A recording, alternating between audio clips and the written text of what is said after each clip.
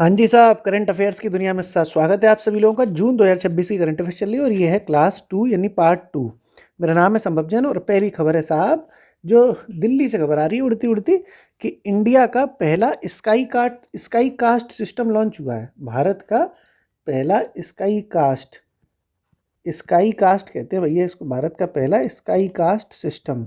बड़ा तगड़ा सिस्टम है साहब, स्काई कास्ट सिस्टम काय लॉन्च हुआ है ताकि जो स्काई यानी आसमान होता है ना, आसमान, इसका जो आसमान का मौसम बदल जाता है कि साहब कभी आंधी चल गई कभी तूफान चल गया, तो जो हवाई जहाज उड़ते हैं उनमें दिक्कत आती है, मौसम बदल जाता है तो हवाई जहाज वगैरह उड़ते हैं तो दिक्कतें आती है ना।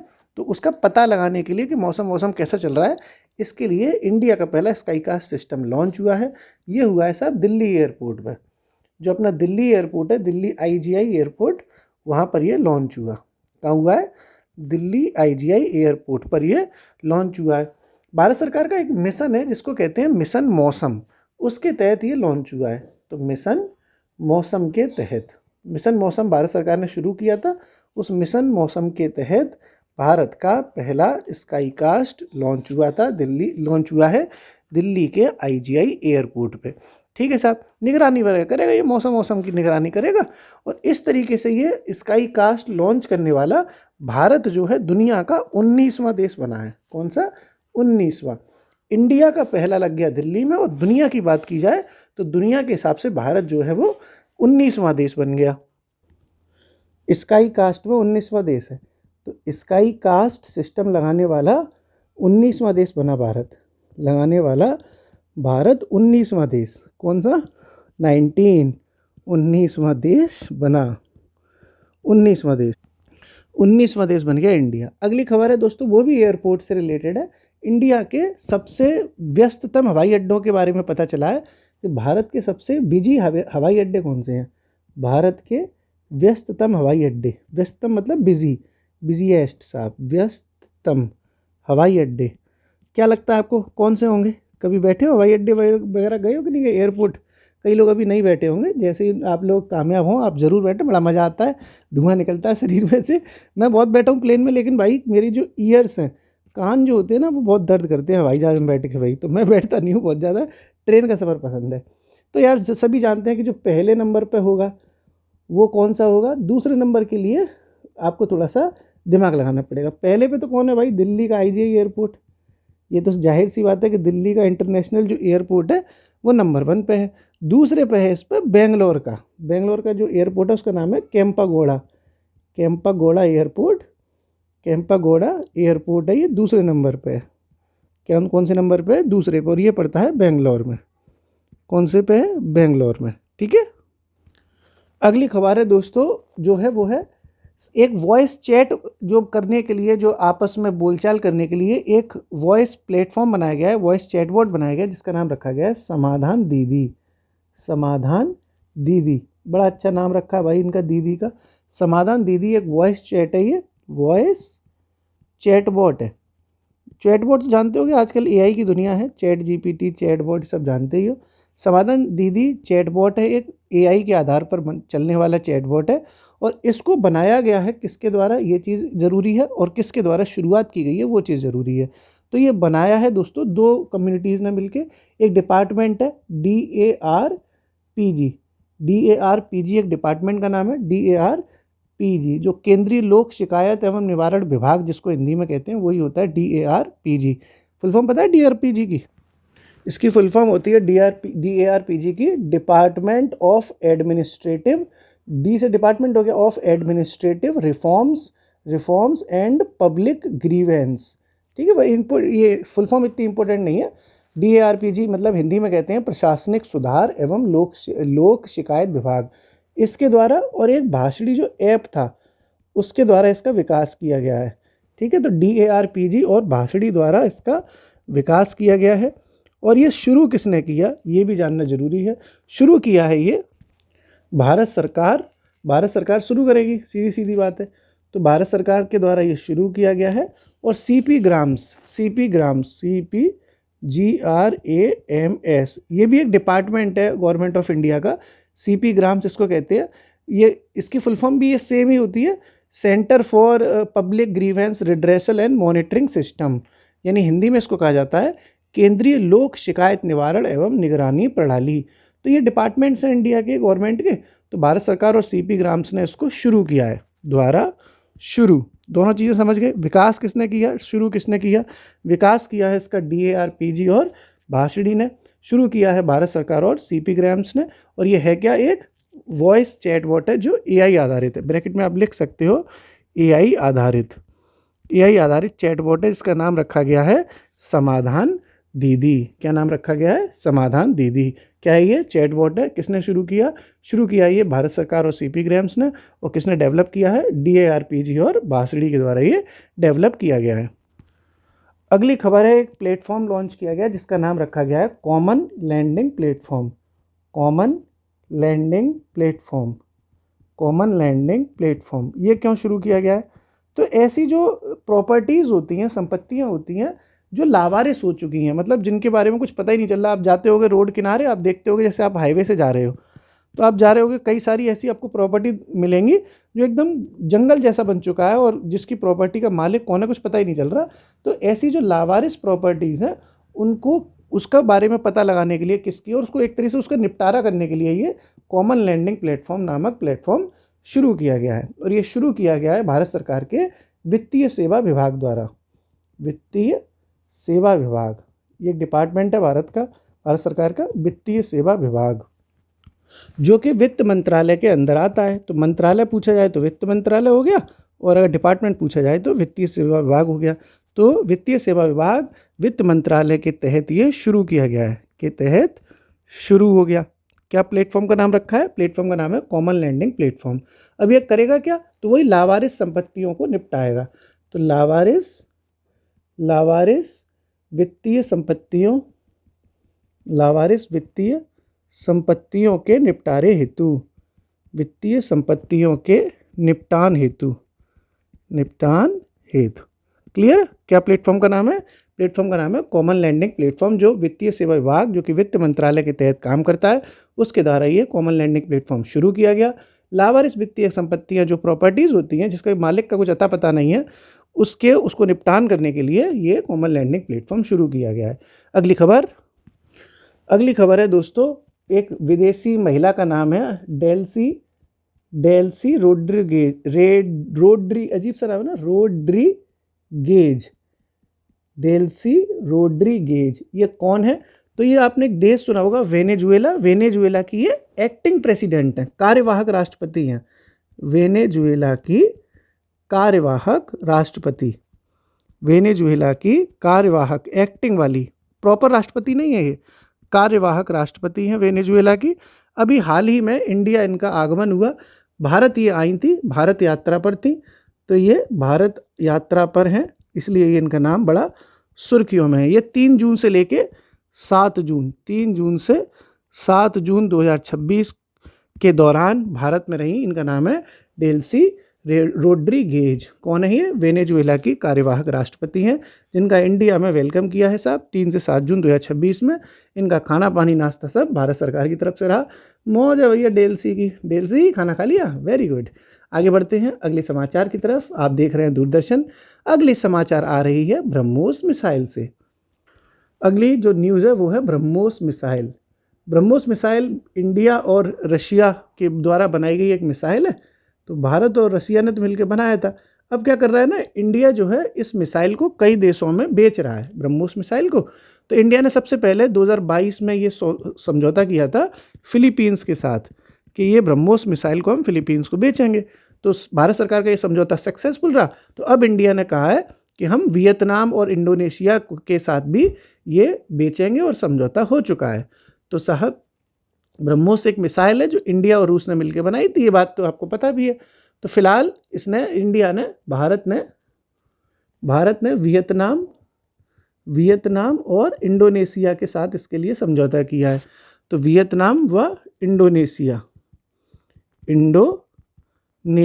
ये जो 2 देश है ना, वियतनाम और इंडोनेशिया, इन दोनों देशों के साथ ब्रह्मोस मिसाइल को लेकर समझौता किया। तो भारत ने वियतनाम व इंडोनेशिया के साथ ब्रह्मोस मिसाइल का समझौता किया।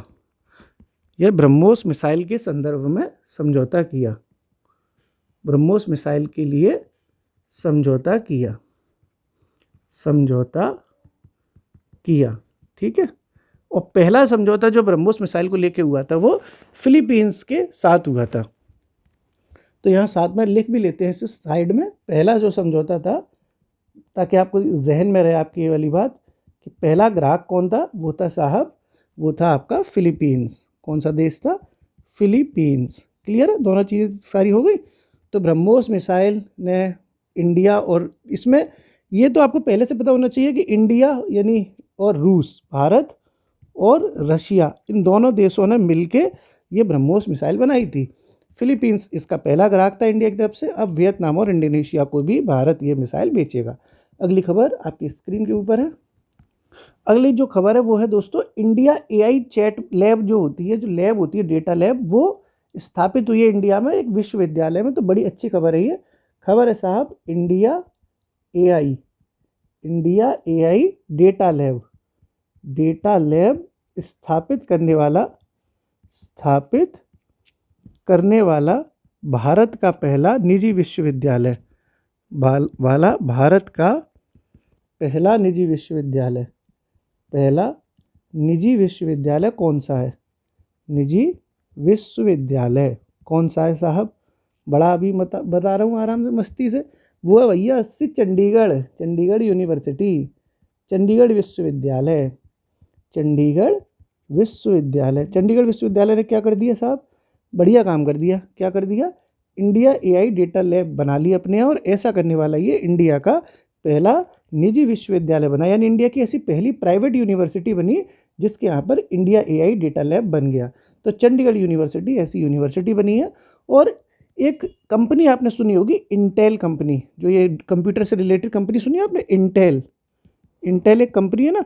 तो इंटेल की जो इंडिया की ब्रांच है, तो इंटेल इंडिया के सहयोग से ये स्थापना हुई है। इंटेल इंडिया के सहयोग से, सहयोग जो मिला है वो मिला है इंटेल इंडिया कंपनी का।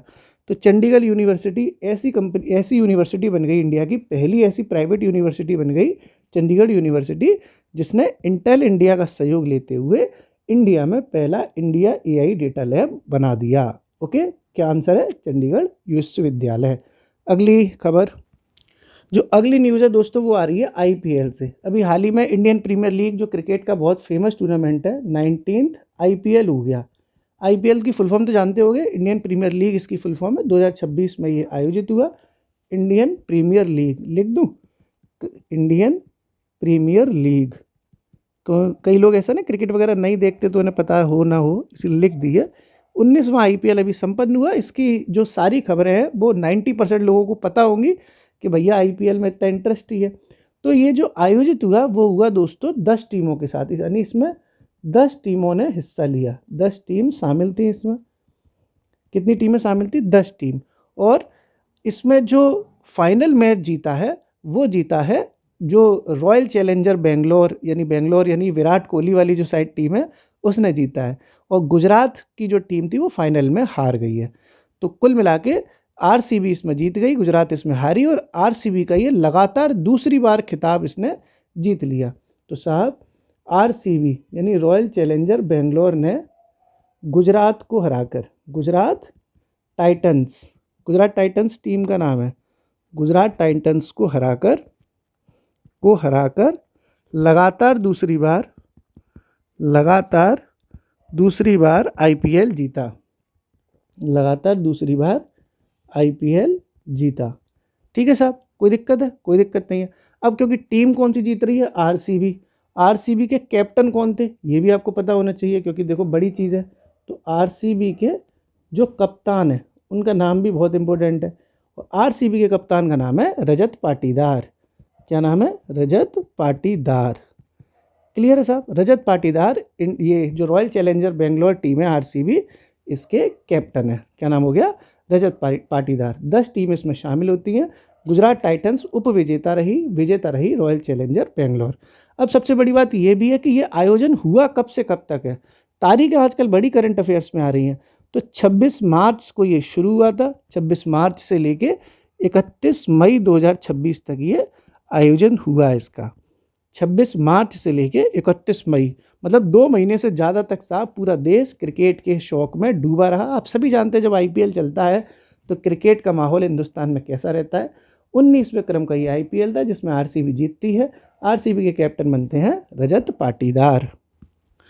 अब आरसीबी के बाद हमको कुछ और भी चीज़ें समझनी है, वो है man of the final match. 2-3 तरह के खिताब बहुत पूछे जाते हैं इसमें। तो man of the final match कौन बना, man of the final match कौन बना, ऑरेंज कप किसे मिली, पर्पल कैप किसे मिली, ये सभी चीज़ें हमको समझनी पड़ेंगी। फाइनल मैच का जो man of the final match है वो मिले साहब अपने विराट कोहली हैं, कई लोगों के बहुत फेवरेट होंगे। विराट कोहली साहब को man of the final match का मुकाबला वो खिताब मिल गया। इसी तरीके से आईपीएल में कुछ खिताब और मिलते हैं। एक खिताब होता है ऑरेंज कैप का।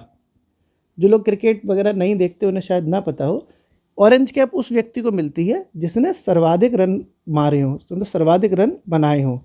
क्रिकेट में रन बनते हैं ना, तो सबसे ज़्यादा जो रन बनाए थे वो किस खिलाड़ी ने बनाए थे जिसे ऑरेंज कैप मिली, उसका नाम पता होना चाहिए था अभी अगर क्रिकेट देखते हो तो भाई साहब वो व्यक्ति है वैभव सूर्यवंशी।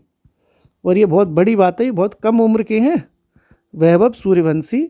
ये राजस्थान की तरफ से खेलते हैं, राजस्थान रॉयल्स की तरफ से। राजस्थान रॉयल्स के ये खिलाड़ी हैं, राजस्थान रॉयल्स के। और इन्होंने 776 रन बनाए थे। कितने? 776 रन, यानी 776 यानी 776 रन बनाकर वैभव सूर्यवंशी ने आईपीएल की ऑरेंज कप जीती। यानी सबसे ज़्यादा जो रन बनाए वो बनाए वैभव सूर्यवंशी ने, 776 रन बनाए। और ये राजस्थान रॉयल्स की तरफ से क्रिकेट खेलते हैं साहब। इसी तरीके से अगर बात की जाए कि पर्पल कप किसे मिला, पर्पल कैप किसे मिला, पर्पल कैप उस खिलाड़ी को मिलता है जो सबसे ज़्यादा विकेट लेता है क्रिकेट में। सर्वाधिक विकेट आईपीएल में इस बार किसने लिए, उसे मिलेगा पर्पल कैप का खिताब। और वो व्यक्ति कौन है ये शायद आपको ना पता हो। अफ्रीका के खिलाड़ी हैं, रबाड़ा रबाड़ा उनको कहते हैं हम लोग। पूरा नाम तो आज ही मुझे पता चला जब हम ये न्यूज़ कलेक्ट कर रहे थे, तो रबाड़ा रबाड़ा कह देते हैं। पूरा नाम है उस व्यक्ति का कांगिस दे रबाड़ा। तो आप चाहे तो रबाड़ा लिख लो, नहीं तो कांगिस दे रबाड़ा ये नाम है। रबाड़ा सबसे इंपॉर्टेंट है, रबाड़ा से ही आप याद रखना। और रबाड़ा ने 29 विकेट लिए हैं। कितने? 29 विकेट। और ये दक्षिण अफ्रीका के खिलाड़ी हैं। तो दक्षिण अफ्रीका के मतलब विदेश के ये खिलाड़ी हैं, इंडिया में ये आईपीएल खेल रहे हैं। और इन्होंने 29 विकेट्स हासिल किए हैं इस आईपीएल में, 29 विकेट इन्हें मिले हैं। ये बेसिकली दक्षिण अफ्रीका के प्लेयर हैं, साउथ अफ्रीका के प्लेयर हैं, दक्षिण अफ्रीका के। और ये जो आईपीएल खेल रहे हैं रबाड़ा साहब, ये गुजरात की तरफ से खेल रहे हैं। यानी गुजरात टाइटंस जो टीम है उनकी तरफ से इन्होंने हिंदुस्तान में आईपीएल खेला। Gujarat Titans, Gujarat Titans. ठीक है, क्लियर हो गया सब कुछ। तो ऑरेंज कप किसे मिला? ऑरेंज कप जो सबसे ज़्यादा रन बनाए वो बनाए वैभव सूर्यवंशी ने, 776 रन। और वैभव सूर्यवंशी राजस्थान रॉयल्स के खिलाड़ी हैं। राजस्थान का वैभव है भाई, राजस्थान का वैभव। और ये रबाड़ा रबड़ी कहाँ की है? गुजरात की रबड़ी है। ठीक है, गुजरात की रबड़ी है। बेसिकली ये रबड़ी अफ्रीका की रहने वाली है और रबड़ी वैसे गुजरात में खेल रही है। तो 29 विकेट के साथ पर्पल का कैप हासिल किया रबाड़ा ने और 29 विकेट्स। ओके, इसी तरीके से एक और खिताब मिला जिसको कहते हैं दोस्तों इमर्जिंग प्लेयर का। एक खिताब दिया गया इस बार इमर्जिंग प्लेयर नाम से। यह खिताब किसे मिला? इमर्जिंग प्लेयर का। तो इमर्जिंग प्लेयर का मतलब होता है कि एक नौजवान खिलाड़ी जो नया नया आ रहा है और बहुत अच्छा प्रदर्शन कर रहा है, और वो मिला वैभव सूर्यवंशी को ही। वैभव सूर्यवंशी ये नया सितारा हिंदुस्तान में जो है निकल के आया और बहुत अच्छा क्रिकेट खेलते हैं वैभव सूर्यवंशी। और इतने सारे अवार्ड इन्हें मिले कि एक रिकॉर्ड बन गया कि सबसे ज़्यादा अवार्ड जो मिले वो वैभव सूर्यवंशी को मिले। 5 पुरस्कार वैभव सूर्यवंशी को मिलते हैं और ये हाईएस्ट अवार्ड लेने वाले प्लेयर बन जाते हैं। ठीक है साहब। तो जो सर्वाधिक पुरस्कार मिले हैं वो सर्वाधिक पुरस्कार जो मिले वो मिले वैभव सूर्यवंशी को। 5 इन्हें अवार्ड्स मिले हैं। ठीक है, वैभव सूर्यवंशी, वैभव सूर्यवंशी कितने अवार्ड मिले हैं ब्रैकेट में लिख लेते हैं। 5 पुरस्कार, 5 पुरस्कार वैभव सूर्यवंशी को मिलते हैं। और इस तरीके से सर्वाधिक पुरस्कार जीतने वाले खिलाड़ी कौन बनते हैं? वैभव सूर्यवंशी। अब इसमें यह भी जानना है कि इसका फाइनल मुकाबला कहाँ हुआ। देखो दोस्तों, कुछ भी आ सकता है। तो फाइनल जो मैच था वो कहाँ हुआ? तो इसका फाइनल मैच हुआ है गुजरात के अहमदाबाद में। और वहाँ एक स्टेडियम है, सभी को उसका नाम पता होना चाहिए, नरेंद्र मोदी स्टेडियम जो गुजरात में है, वहाँ पर इसका मुकाबला हुआ। नरेंद्र मोदी स्टेडियम स्टेडियम में हुआ है फाइनल मुकाबला, जो कि पड़ता है अहमदाबाद गुजरात में। अहमदाबाद गुजरात में नरेंद्र मोदी स्टेडियम में इसका फाइनल मुकाबला हुआ। और फाइनल किस तारीख को हुआ? तो देखो जाहिर सी बात है कि 31 मई तक ये टूर्नामेंट चला है, तो 31 मई को इसका फाइनल हुआ होगा। तो इतनी बेसिक चीज़ तो आपको समझ आई गई होगी। तो फिलहाल हमने क्या समझा पूरे आईपीएल में कि ये 19वें क्रम का आईपीएल था। आईपीएल की फुल फॉर्म होती है इंडियन प्रीमियर लीग। 10 टीम शामिल हुई थी। 26 मार्च से 31 मई 2026 को ये आयोजित हुआ।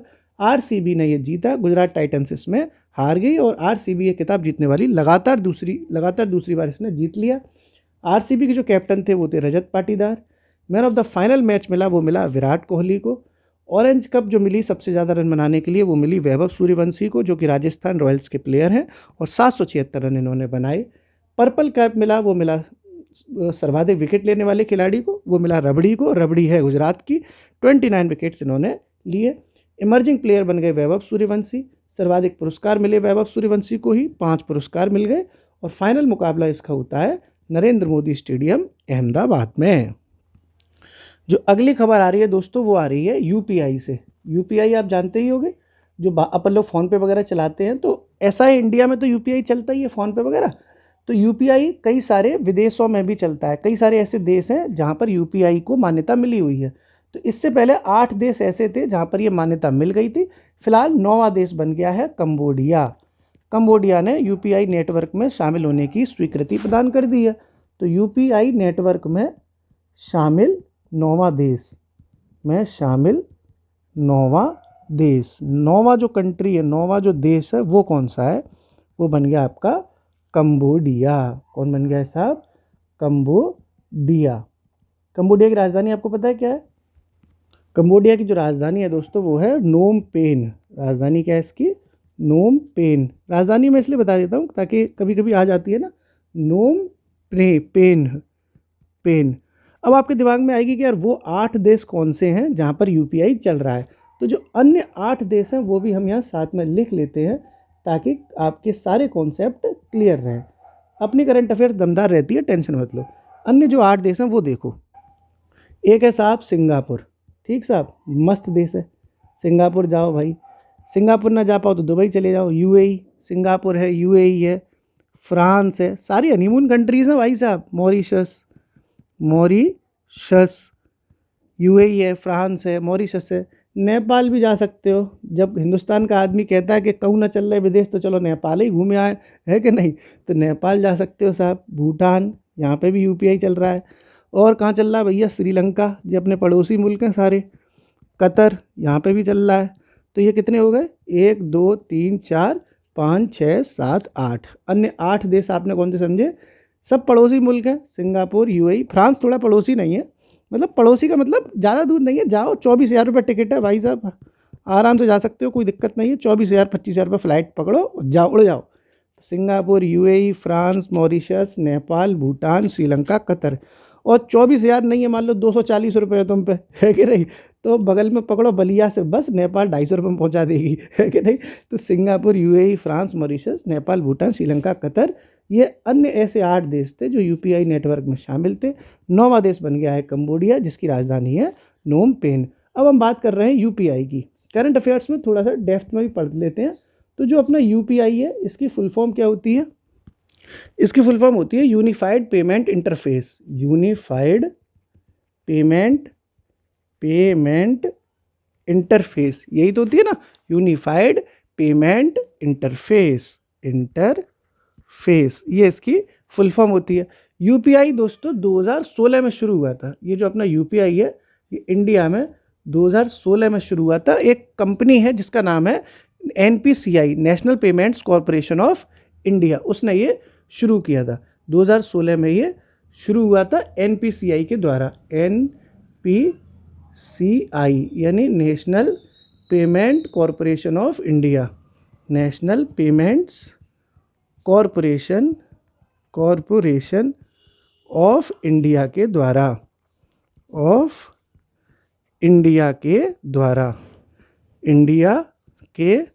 2016 में एनपीसीआई शुरू हुआ था। तो ये विकास करने वाली जो संस्था थी उसका नाम है एनपीसीआई। कब शुरू हुआ यूपीआई? 2016 में।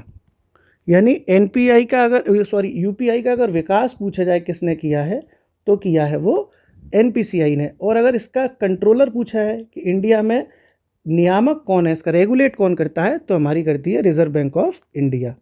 क्लियर है? यूपीआई भी आपने समझ लिया। यूपीआई की फुल फॉर्म होती है यूनिफाइड पेमेंट इंटरफेस। 2016 में यूपीआई इंडिया में शुरू हुआ, एनपीसीआई ने इसका डेवलपमेंट किया। एनपीसीआई का मतलब होता है national payment corporation of India. नियामक संस्था जो है वो है आरबीआई। ठीक है साहब, तो आज थोड़ी थोड़ी खबरें करते हैं, धीरे धीरे अपना सब होगा। आज जो खबर अपन ने समझी वो एक बार फटाफट रिवाइज करते हैं। इंडिया का पहला sky caste system Delhi AGI airport पर शुरू हुआ, मिशन मौसम के तहत ये शुरू हुआ।